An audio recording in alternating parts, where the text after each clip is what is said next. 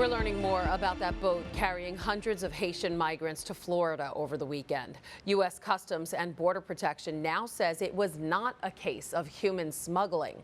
They determined that due to the type of boat used. This was an old wooden boat, and they say smugglers typically use speedboats or cabin cruisers.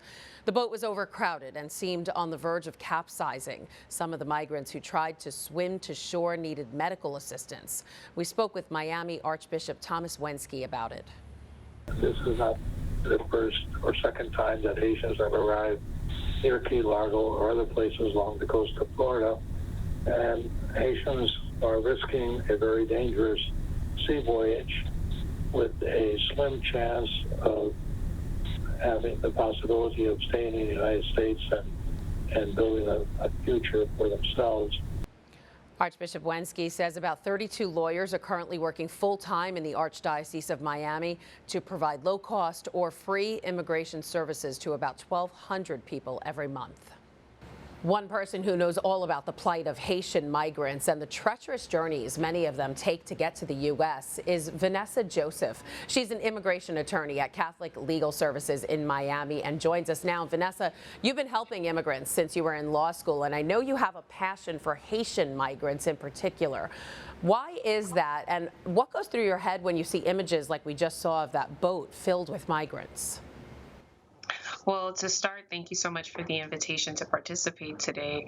And being passionate about Haitian migrants isn't hard. It isn't something that I had to personally develop because I am Haitian.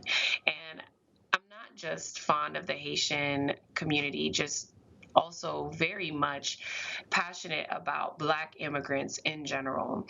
And that is because of the fact that I know that immigration is often seen through strictly a Latino lens and not really taking into account the plight of Black immigrants as a whole. So what do you think? What goes through your head when you see those pictures and that video of these migrants, 150 to 200 of them on that wooden boat coming here to the U.S.? It's certainly heartbreaking to see images like that, because then you ask yourself, well, how are they being treated? We recall the images at the border and remember how Haitian immigrants were being lassoed and whipped at the border.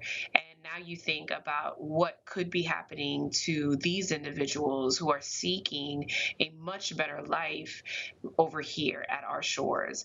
And so that was definitely a primary concern. But then secondarily, would they have an opportunity to be able to seek asylum, as I know many of them were? It's definitely heartbreaking to know that people are unable or unwilling to return to their homes because of how treacherous the situation is for them at home, how dangerous that situation is. In our conversation with Miami Archbishop Thomas Wensky, he said it's nothing new that the migrants go on these dangerous trips because they tell him the teeth of the shark are sweeter than misery.